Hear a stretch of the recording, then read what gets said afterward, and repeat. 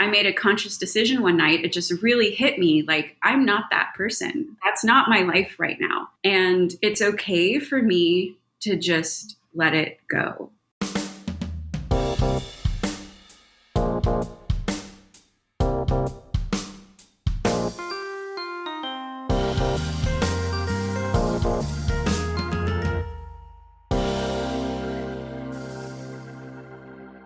Hello, print friends, and welcome. I'm your host, Miranda. This is a bilingual podcast, so if you subscribe to us, you'll be getting episodes in English with me, as well as in Spanish with Ronaldo Gil Zambrano. Together, we speak to people from around the globe about their practice and passions in the fields of print media and multiples.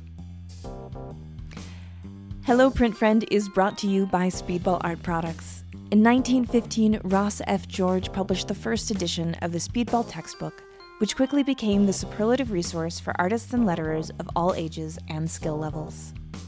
This is a great resource for the gig poster gang or for folks who want to develop their own fonts and letter forms for the screen or relief printed work. In celebration of the 105th year anniversary of the edition's debut, the 25th edition of the Speedball textbook has a convenient lay-flat construction and 120 pages of examples, contributors' work, and innovative technical insights that is sure to inspire and appeal to scribes across the spectrum of skill and experience. There's a link in the show notes.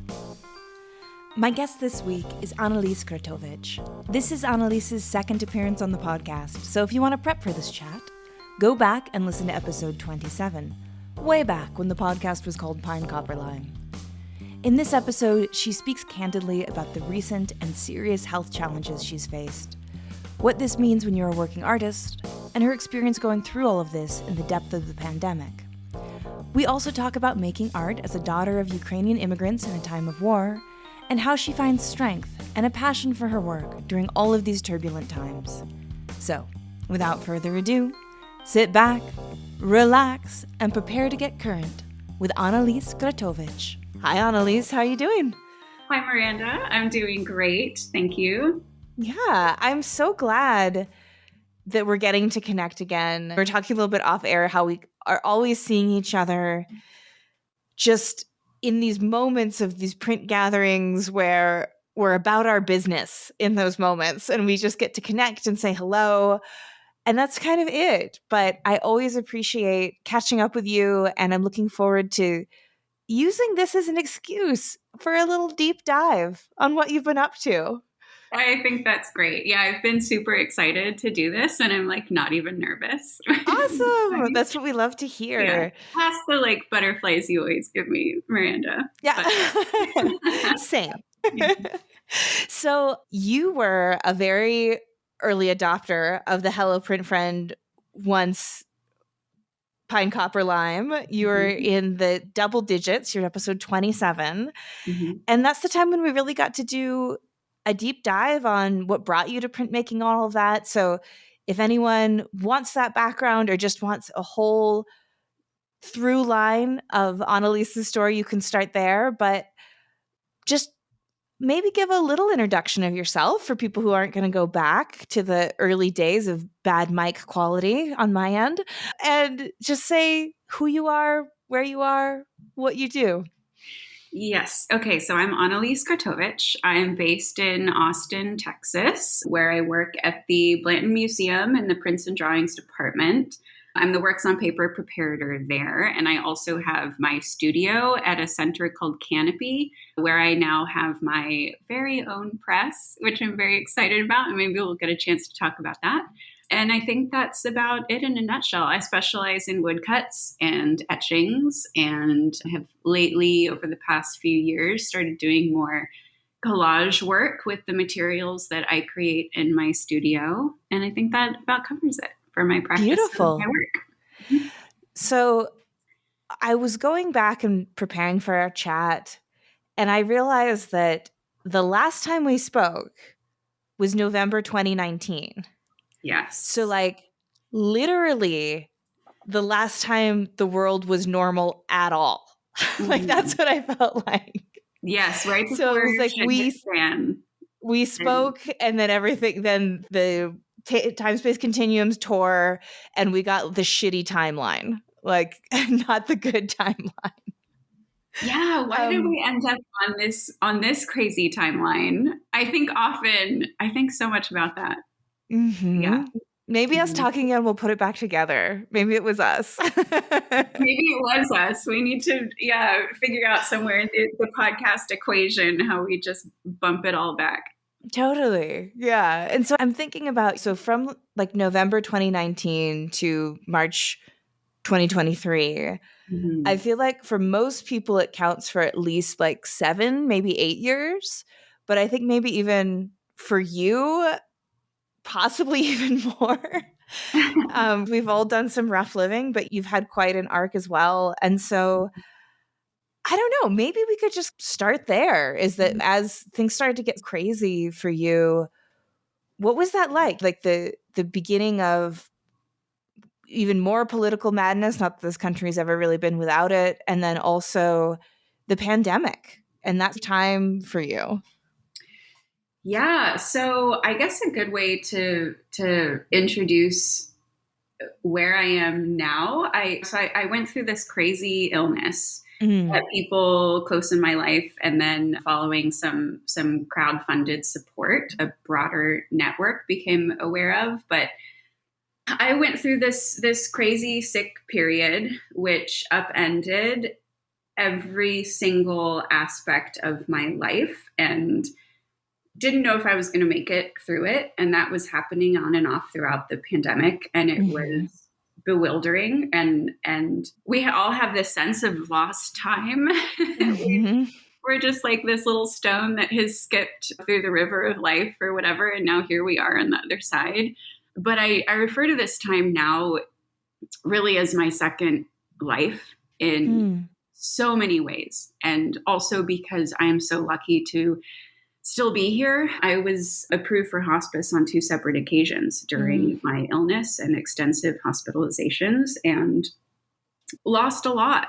And I'm very fortunate to now be on the other side of that and to be working, and in the past couple of months make it back into my studio and my practice and resume the big series that we talked about in the first podcast.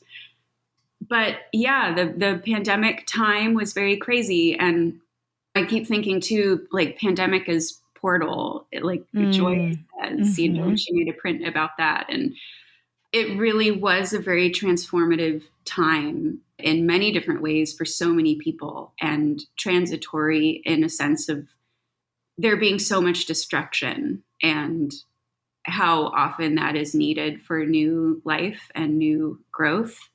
And that's essentially where I feel I am now. Mm. And that's it in a nutshell.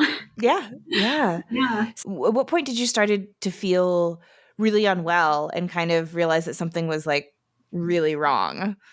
Yeah, it was crazy. So I ended up getting an autoimmune disease, which still is pretty much undiagnosed. Like there Mm. are ideas of what it could be, and I'm on crazy immunosuppression and have been, and I've been in remission now since the summer of last year, which is incredible, and that Wonderful. seems to be holding well, which is really exciting.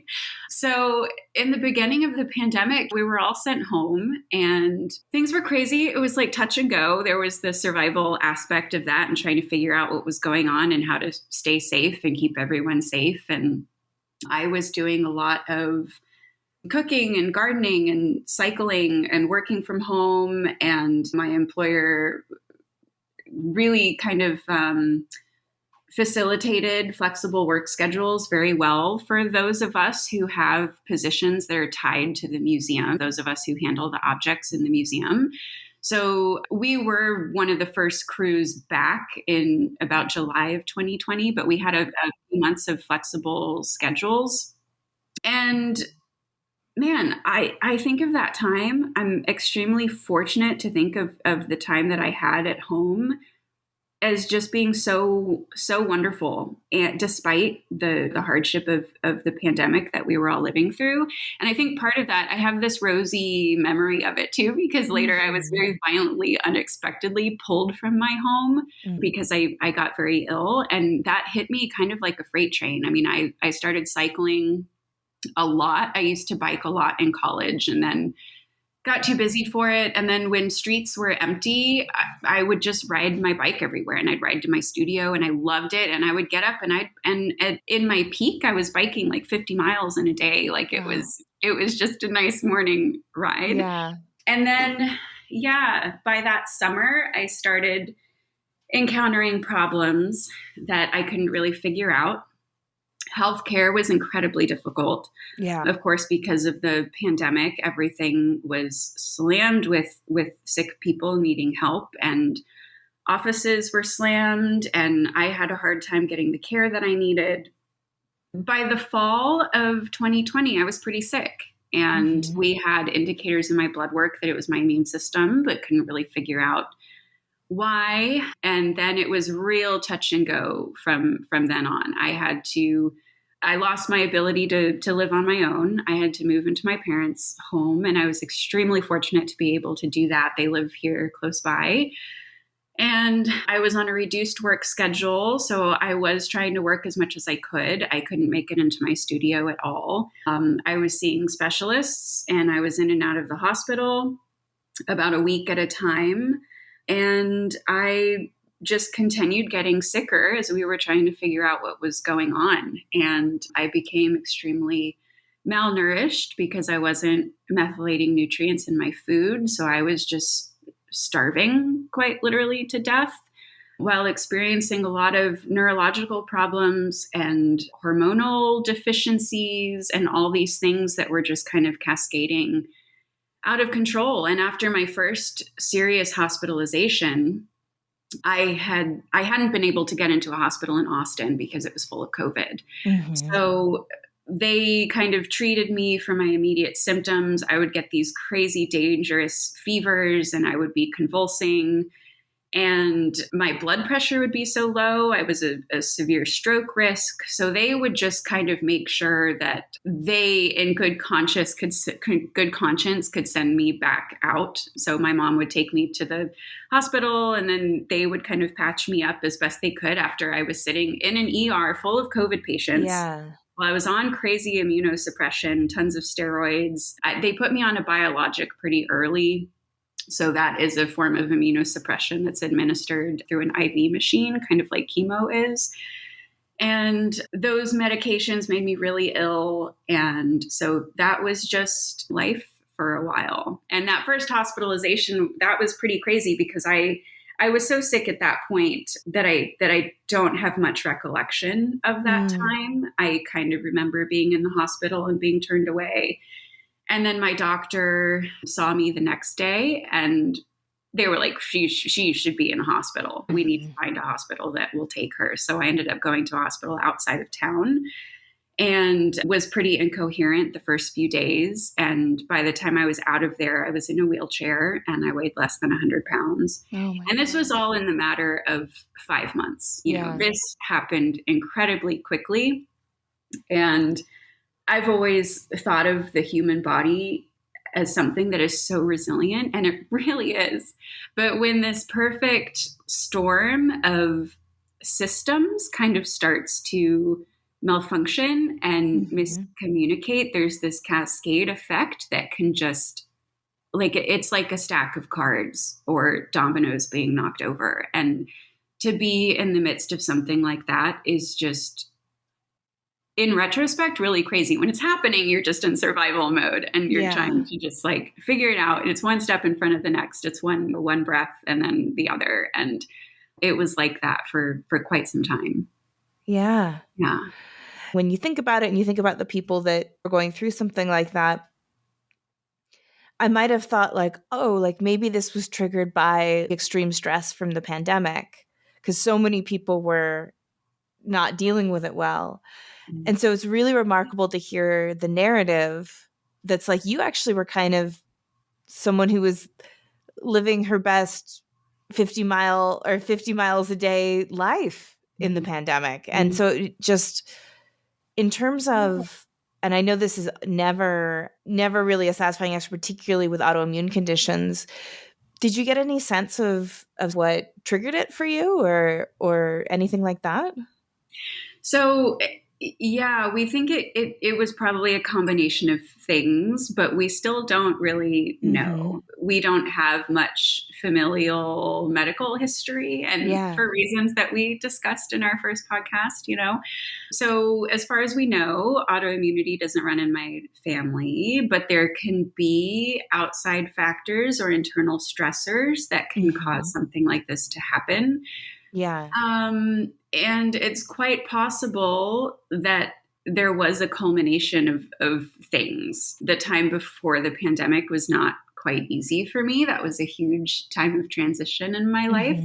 That was incredibly difficult. And I tried to stay very focused throughout that time. And also my entire life, I've been like a chronic overworker. Yes.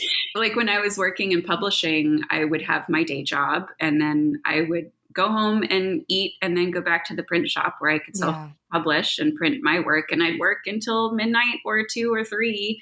And then that was my life when I was in the print shop in the weekends. Like I was constantly working multiple jobs and then working on my own career. So we don't have satisfactory answers for that, which is one thing that is so frustrating and one thing that makes treatment so hard too, because like with autoimmunity too, there's like a list of symptoms, right? And so the doctors are going to be like, well, here are these symptoms. Let's throw these medications at it and see what sticks. But the medications are expensive. Yeah. They have horrible side effects. The worst side effect of the one I'm on now is cancer. So I have to go through a lot of additional cancer screenings and I have to be very mindful of that. But I don't get as sick from this medication as I did the other medications that didn't work for me. And so that's incredibly stressful. But yeah, we don't really know. And it kind of brings to light what a mystery really the human body continues to be and what health continues to be, and the correlation of mental and emotional health with physical health, and the factors of our daily lives, and how all of these things create this very holistic picture that can be very hard to it can be very hard to pick specific pieces of that out to try to diagnose it. And that was my experience, that like nobody could really tell me what was going on. But we had these classes of medications that we could try, but that takes months. And so it's like, okay, well, let's try this first class of medication. It didn't work. I'd get sicker. I'd be in the hospital. Okay, let's change to this medication. I'd do those infusions and I'd have to wait. Didn't work. I'd be even sicker, back in the hospital. It was just this cycle that was pretty crazy. And even note about it being horrible timing during the pandemic. I think it was bad timing, but it was also good timing. And I feel like very strange about it because on one hand, like I realized after the fact with my doctor, a lot of my emotional distress, once I reached remission, I had a whole lot of mental and emotional problems that we've been having to treat. And I'm in clinical treatment for PTSD right now. I've been treated for anxiety disorder, major depressive disorder, and a lot of that, it didn't, like I completely forgot when I was in the hospital, I was in a COVID ward every single time for weeks at a time in the COVID ward, because that's where the beds would come available. And that was terrifying. And I'm on immunosuppression. I'm really ill, and I'm fully conscious that there are people dying around me. They're what's happening around you in a hospital. And those were things that I completely forgot about in that survival mode that I mentioned, that now I'm having to really unpack with my doctors and discuss and come to terms with in my various treatment plans. So that was very hard, and getting adequate medical care and attention was very difficult. And in a time when everything was so immediate, when a global pandemic, everyone's trying to to just figure things out. And as strains are developing, trying to figure out how to protect people and treat people properly or not is the case that we saw in so many situations, unfortunately. But then at the same time, I I still feel incredibly selfish to say this, but the whole world slowed down with me, you know, and I think it allowed me to approach my illness and loss of ability and mobility and loss of health and creativity and ability to work. All of this, was kind of grinding to a halt. But the whole world was experiencing that with me. And it made it possible for kind of a shared understanding that I think really helped in my treatment on a personal level, within my family, within my friends, within my social group and my community, because we were all going through this crazy thing. And my crazy thing didn't seem that much crazier than everybody else's crazy thing, which I think really helped me, because it wasn't something that I was just living through, even though I was very secluded and couldn't have visitors. And it was really hard to go through it, so isolated. But at the same time, I had that camaraderie of all the people that I knew at the same time were going through similar things. It's really interesting to hear you say it, because one of the things I've thought about a bit in preparation for this is that I feel like I have some sense of what it's like to have my life just going along, all these plans for the future, all these different things. I have to do this, I have to do that, just completely in that narrative, and then have it just grind to a halt. And because I experienced the global pandemic, and I almost wondered if that was an offensive analogy to make to someone who was truly sick during it. I think speaking to that little slice of empathy, that little window that people may be able to have into what you went through, of just like, nobody knows right now what tomorrow is. Nobody knows if they're going to be able to pick up on the other side of this. And so in terms of, as you say, the timing, that makes total sense that there would be more energetic understanding of what you were experiencing, even if nobody truly knows that experience other than you. I mean, illness is so deeply, deeply personal, and our experience of it is, and as you spoke to, isolating. But yeah, I also was thinking like, I think I have a little slice of like what that might have been like, because everyone's world was turned upside down, and you were all in the upside down together. That's it, exactly. Like in various degrees and different ways, it's something that we all share. And like, I don't know, I'm 33 now, and yeah, I'm like, man, I lost those couple years, I really feel that. And like, I had goals that, and places that I wanted to be, as I'm sure we all did. And I've had this conversation with some of my friends where like, okay, we're still in this pandemic. We're told things are back to normal and things should be fine now. And we're kind of working through the cognitive dissonance of that. But also there's this shared idea that I keep hearing that like, yeah, we lost this time and we're behind. And I keep hearing like, I feel behind. I feel like I'm behind where I wanted to be or where I should be. And that was one thing that was so hard for me too, because before I got really sick, I was able to acquire my printing press. And I signed a lease on a studio space that I was so excited about and had huge plans for it. And then throughout the course of my illness, I had to make a really conscious decision, which is something we can also talk about if you want to, but this very conscious decision to let go of my work. And let go of the pressure and expectation from my previous life that I just couldn't hold anymore in my illness. And part of that too was this plan and dream of the studio that I wanted to build and that I had begun building. And as a printmaker, our equipment is not mobile or it's not inexpensive. And signing a lease is signing a contract.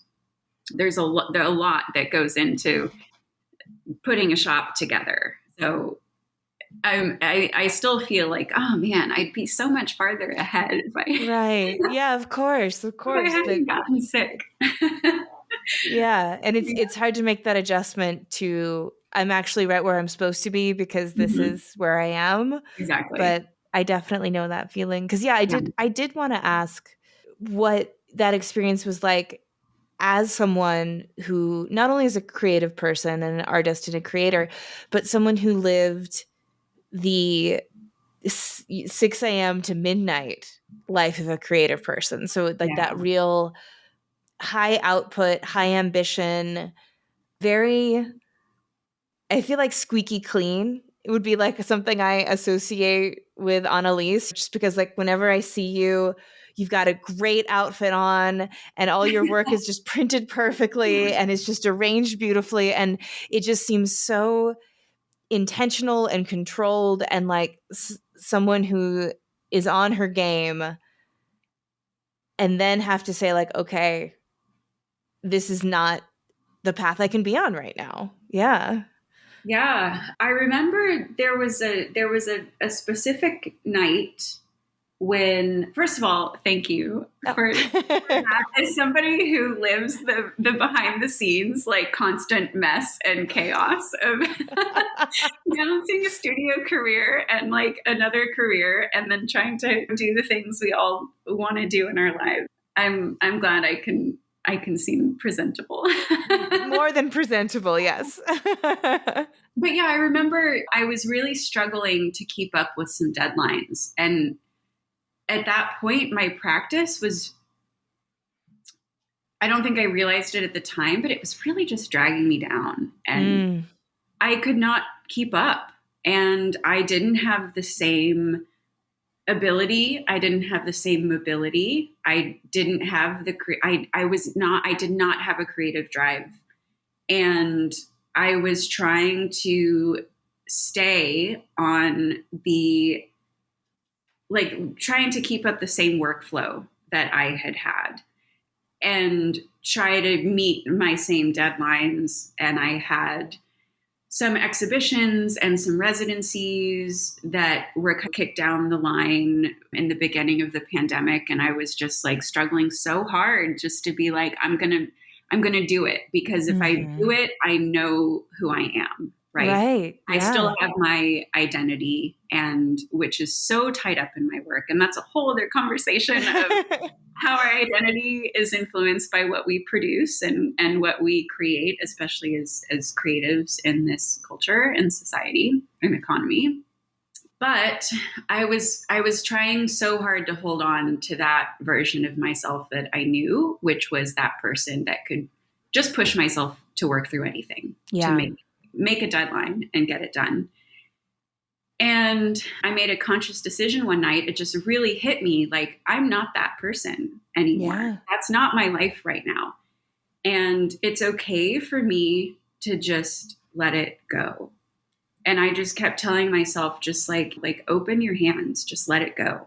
Like, you're the only person, like, nobody cares, you know, nobody really cares. Like, I'm the person that cares. Right. And it's like, if this is making me so miserable, and if I realize I'm not this person anymore, I don't know if I can do this. I don't know if I'm going to make it through this. Like, let me just shake off all of these expectations that I have for myself. Right. And let me focus on the one thing that's going to allow me to maybe be able to do it all again in the future, which is myself. And so I remember that night I was laying in bed and I was like, okay, tomorrow I'm going to get up and I'm going to send those emails that I can't, I'm going to pull out of these things. I'm going to say, I hope to do it in the future if you consider having me back or talking about this later, but I can't do it right now. And that seems so obvious, right? It's like, just like lighten your load, right? But with my artistic practice and my creativity and how important my practice and identity as a printmaker is, like, that's all I've known my entire life. Mm-hmm. And that's the one thing that like anything else can come and go, but I know who I am through like my creative output and Yeah.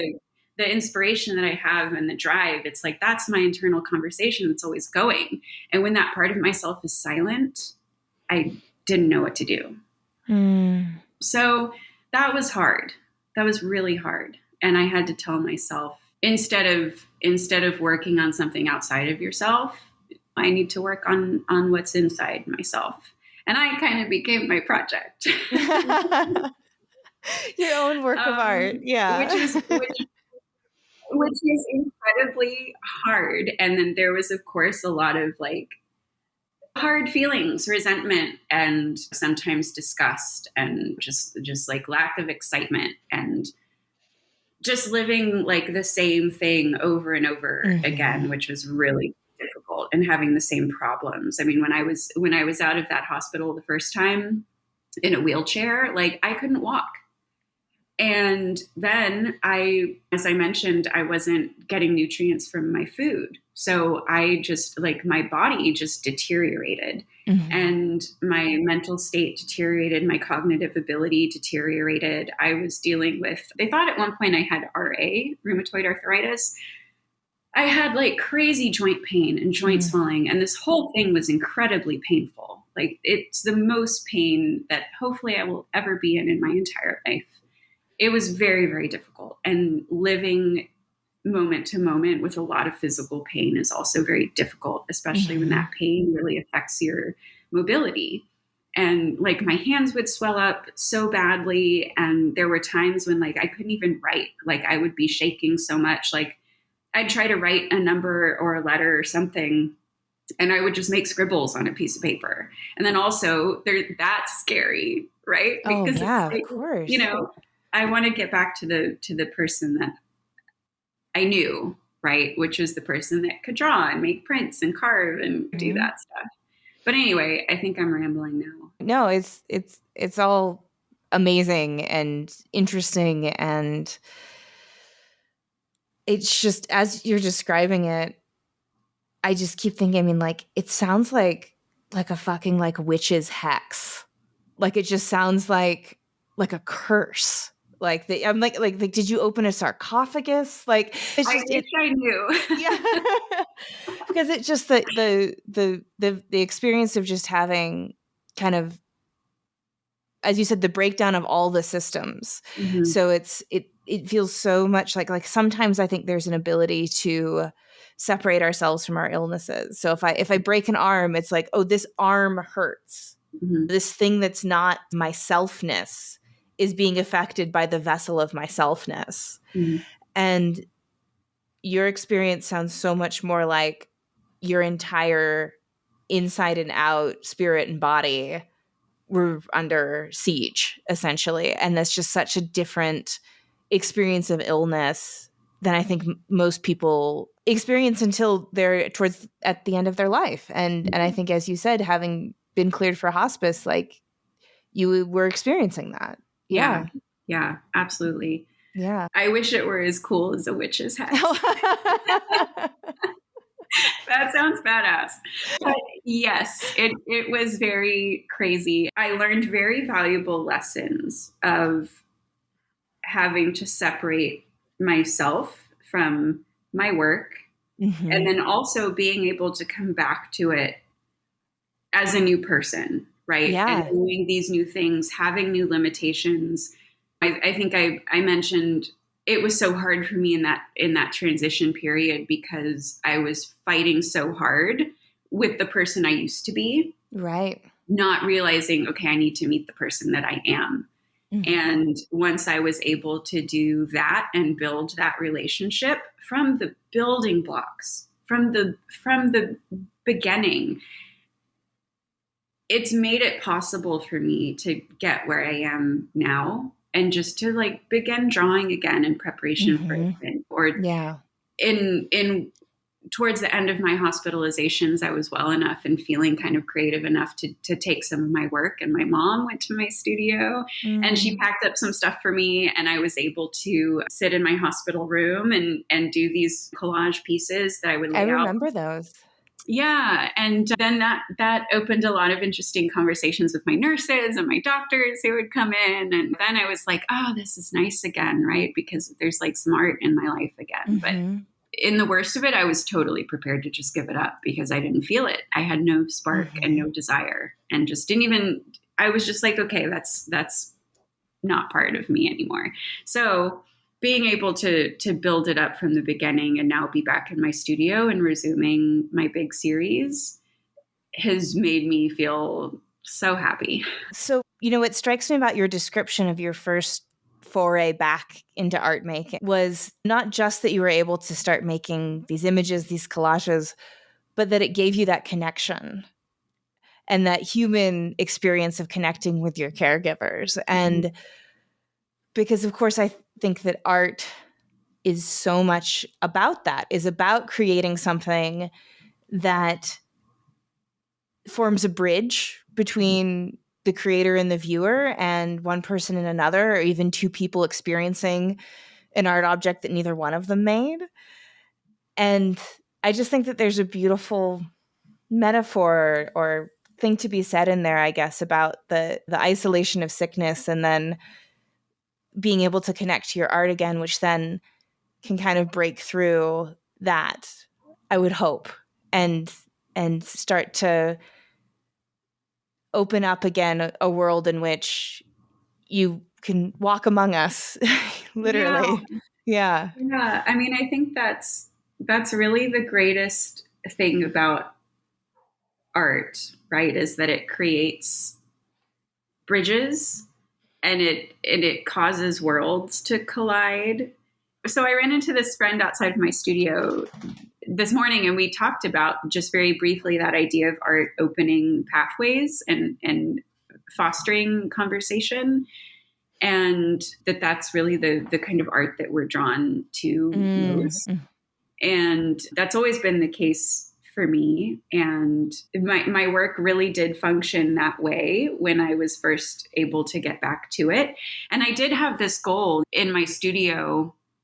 We do this all of Austin does East Austin Studio Tour and Austin Studio Tour in general, where different parts of the city, all these artists open up and they're community events, exhibitions. And so I really had a goal like, okay, once I got that spark back, I was like, I want to open my studio and I want to do this. Mm. I was in the hospital until 3 days before East. Oh my And gosh. so that's when I first was like piddling with these collages, and I was stuck in my room, but I had the wherewithal to be able to lay in bed and work with my hands or sit under the window or whatever. So I got out, and then my mom helped me put these shelves together and kind of rearrange my studio.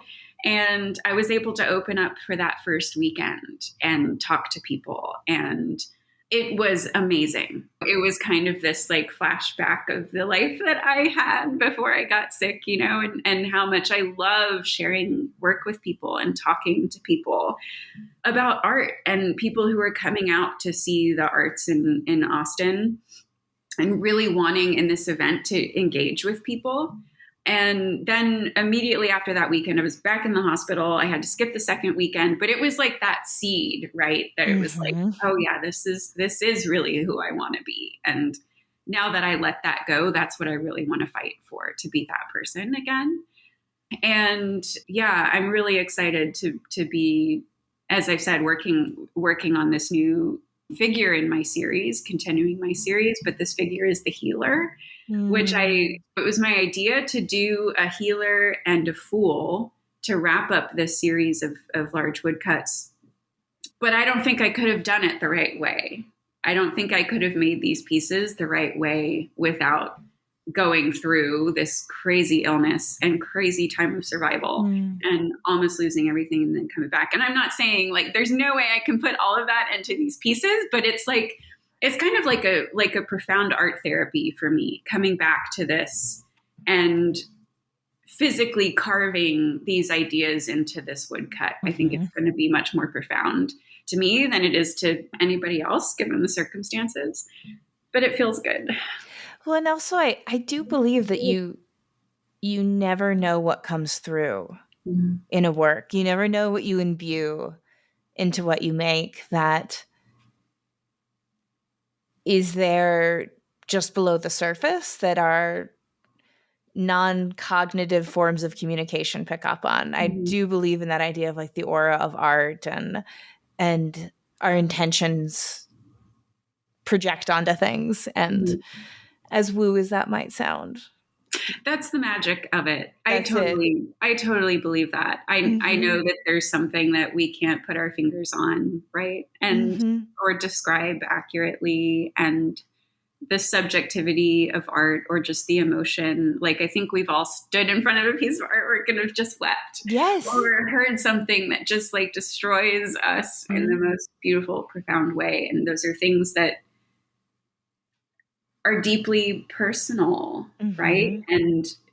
And it's not necessarily coming from the artist, right? I think it's something much greater than that. I think there's Mm. like a real magic in creating something that people can come to and share in and take what they can from it. Absolutely. Like I when I went to Padua and I saw Giotto's cathedral, it's climate controlled. You can only be in, I think, for 10, 15 minutes, something like that. And then they put the next group in.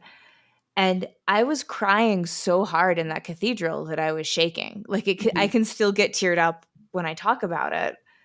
And I'm not Catholic. I wasn't raised Christian. Like I have no, I mean, it's a cathedral, so obviously it's these scenes from the life of Christ. Mhm. I've studied Renaissance art. I've seen countless images, but there was something about that place. Mhm. And whether it was Giotto and his team themselves or picking up on, as you say, the effect that it's had on all of these visitors, it's one of the really earliest examples of what we think of Renaissance art. I think it's from the early 15th century, so it's quite early on in that artistic tradition of showing human emotion. And it's still one of the most profound art experiences slash any experience of my life.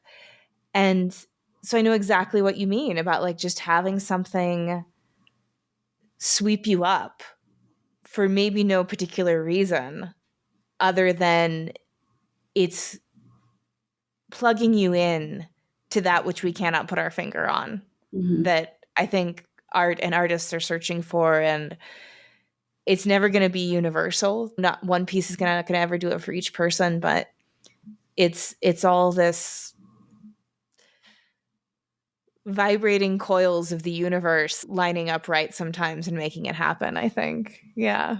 Yeah, I love that. That's it exactly. And so I want to make sure that we have time to talk about Hilo Print Co. because I was so happy when you came up and you gave me a sticker for that, because like I said, I'd known a little bit of your story and I'd followed on social media, and I just it just was such it just it just felt like such a hopeful act from someone who I know who had really done the hell and back route. And so I loved it. I was just like, this is exactly the kind of thing I want to see in the world. And so please talk about it. I don't know. I don't talk about my experience of you starting your print shop, but I just love it. I love that it exists. So yeah. Yeah, thank you. I mean, yeah, and I also want to just take a moment to say, when I've talked about illness, I talk about the isolation and the work and healing and all of that, but I cannot begin to express how amazed I am and the gratitude that I have for the people that caught me Hmm. in the time when I fell from everything. And that was family, that was friends, that was printmakers I know, printmakers I don't know, Hmm. and just people in my community that just really, acts of kindness and generosity saved my life. Hmm. And all of these things came together, and part of that was also my press acquisition, Mm-hmm. I had been looking for my own press for a long time, and I'm very particular. I had things that I really wanted and was looking for in a press. I wanted all solid steel, no tubular rollers, because I like to use a ton of pressure on my etchings. And I was, through the grapevine, put in touch with the man who had the press that I ended up buying. And a friend of mine got me in touch with a patron of the arts who wanted to help me with that acquisition. Mm. So that whole thing came together through community. And printmakers always have this thing, like your press finds you, right? It's like a stray cat. Yeah. Or like a stray animal, like you get adopted by your press. But that's really what happened with me. And I always kind of had a belief in that. Like if I just wait, if I just keep looking and I keep letting people know that I'm looking, eventually I'm going to find the perfect press. And I did. And then somebody helped me buy it and move it here. And yeah, I kind of knew from the beginning, like High-Low Print Co. I wanted that to be in the name. And I'm still in the process of getting my studio up and running in earnest. I've done a lot of printing on my press and have ideas for how I want to develop my studio practice to be more of like a self-contained, self-sufficient business outside of just my creative practice. I want to make it a bit more business official and like have High-Low Print Co. and have regular print releases and continue like my tiered pricing system for work. And I have all these things that I want to accomplish business-wise. And I'm thrilled for that and the potential for that. And I love having a physical space that I can open up and invite people to. Love merch. I love print merch. So I'm super stoked about all the print merch. When I went to see this press, I took a road trip to Indiana and went through Nashville and got to see, of course, Hatch Show Print. And I talked to the printers there and commissioned a letterpress poster for the establishment of my press, which then, for all these reasons, I had to put on hold and kind of delay the debut for a while. But I want to do like a commemorative poster with them, maybe every 5 years or every 10 years or so. High-Low Print Co. But yeah, that's that about the press. That's super exciting. We don't have too much time left, but we've done pandemic, we've done your illness, and then there's, of course, the war on Ukraine, which, talking about the shitty timeline that we're on, that just seemed to happen. You know, I would imagine, particularly from your point of view, on the heels of not only us being able to gather together safely, and you particularly being able to gather with people safely. So, and then we get the news about the invasion, and I guess I don't necessarily even have a question, but more of like I've been thinking about you and your family, and is there anything particularly that you want to say about it, or how it's been affecting you as a creative person or a personal person, or just kind of like give you some space to talk about it if you want to? My heart really goes out to everybody that is involved, and war is horrible. And I have family in both places. I have family in Ukraine. I have family in Moscow. And of course, I love them all dearly. And people are the foot soldiers of any war, of course. It affects people terribly. And that being said, I can't equate what Russian people are going through with what Ukrainian people are going through, because houses are being demolished, schools are being demolished, people's communities are being destroyed. There's a refugee crisis.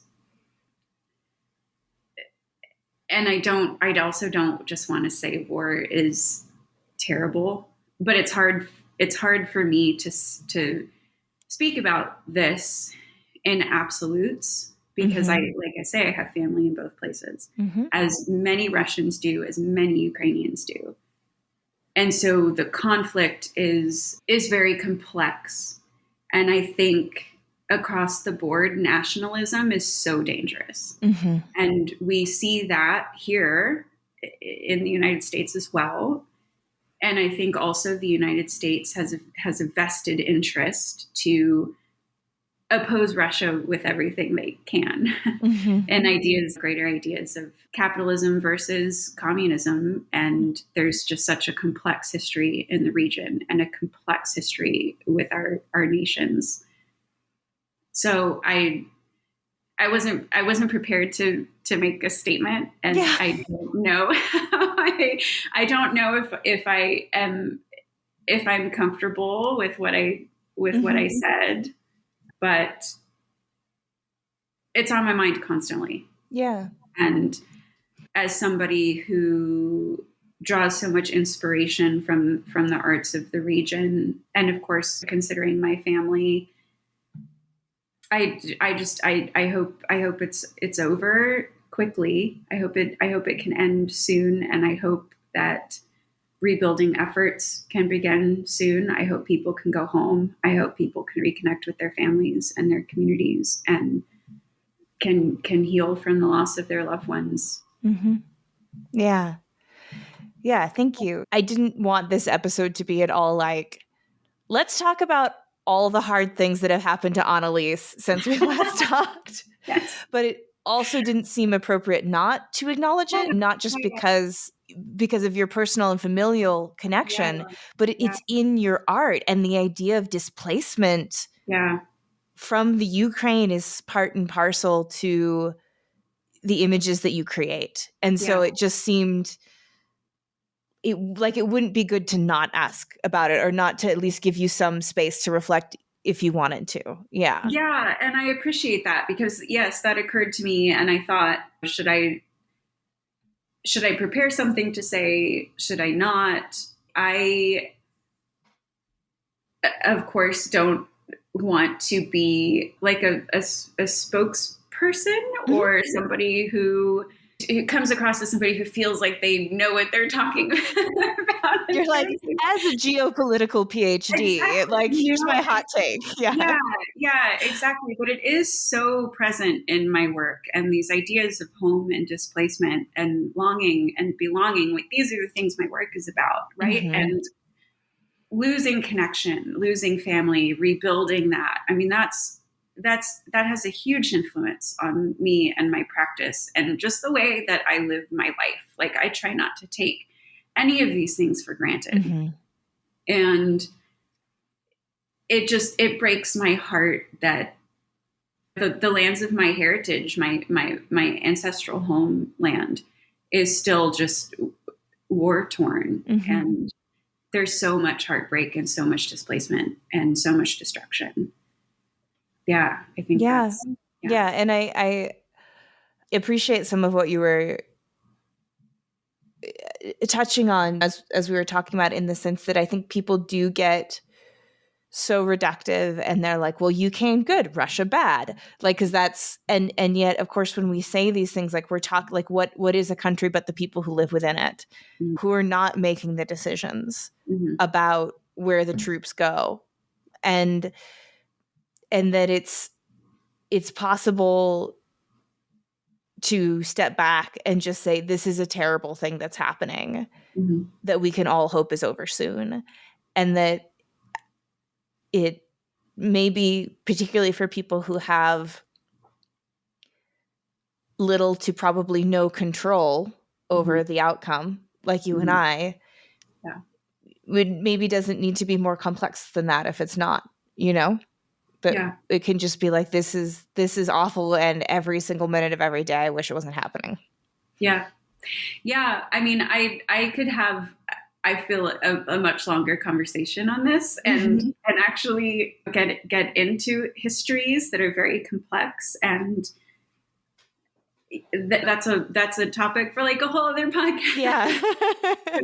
But there's generations of war and generations of trauma that are so complex, and of course will be preyed upon mm-hmm. and used and politicized and used in propaganda that the situation is just so, I mean, it's horrible. It's just, those are the kinds of things that are often manipulated, and people get swept up in various narratives. And it's especially like in today's culture, like we like things so black and white, and it's so hard to remember nuance, especially generational, like these generational traumas.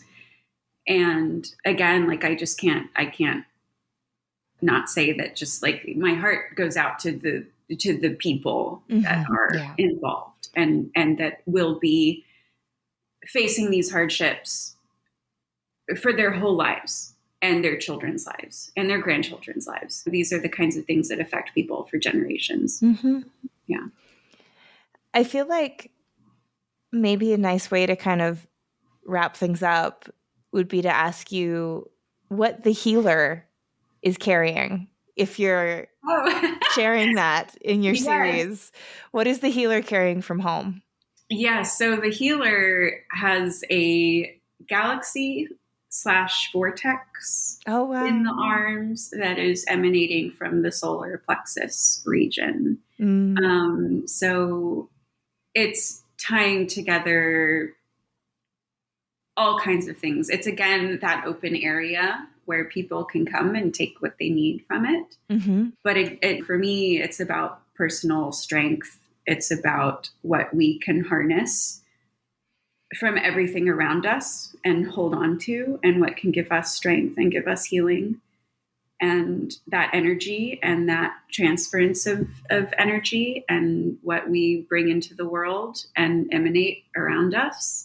And the rest of the things surrounding the healer all have something to do with healing, whether they're personal or medicinal or historical. There's the double-headed serpent, and there's lots of plant life. There's lots of mushrooms, and yes, but it is a galaxy vortex swirling out of the center of the figure. I love that. That's so lovely. Annalise, where can people find you and follow you online? So I have a website, annalisegratovich.com, and social media is where you can find progress pictures and little snippets of my life, and process videos will be coming of carving. And I'm publishing the next two in this series, The Healer and the Fool, this summer for an exhibition that I'm excited about in the fall. So all of that information is readily available there. So my Instagram handle is Annalise Gratovich. Beautiful. Well, we'll put both of those in the show notes. And I just want to say, like a really big, beautiful, heartfelt thank you for coming on and talking so openly about your experience and that experience as a creative person and an artist and a creator. And I just admire you so much always admired you for the work that you do and for the perspective that you have, where it just seems like you're learning as you go with like just a beautiful humbleness and strength that I think we need more of in the world. Well, thank you so much. That means a lot to me and it's very heartening. And the admiration is definitely mutual, Miranda. And I feel like I spent this whole podcast talking, and I wish that you had more of an opportunity to speak. But yes, thank you. That's what you're on for. We're here to hear you. If you like today's episode, we have a Patreon where you can help us keep the lights on and get bonus content. Like Shop Talk Shorts, where our editor, Timothy Pauschak, digs deep on materials, processes, and techniques with past guests. Also, if monetary support isn't in the cards right now, you can leave a review for us on your podcast listening app of choice, or buy something from one of our sponsors and tell them Hello Print Friend sent you. But as always, the very, very best thing you can do to support this podcast is by listening and sharing with your fellow print friends around the world. And that's our show for this week. Join me again next week when my guest will be Taran Lasgun. Taran is a Bikani citizen and visual artist. His work centers around the process of color exploration and visual documentation of nature, cosmos, cultural narratives, and recollections of home. We'll talk about indigenous abstraction, the tradition of Bikani painted lodges, and studying at the prestigious Institute of American Indian Arts in Santa Fe, New Mexico. You won't want to miss it. This episode, like all episodes, was written and produced by me, Miranda Metcalf, with editing by Timothy Pauschak and music by Joshua Weber. I'll see you next week.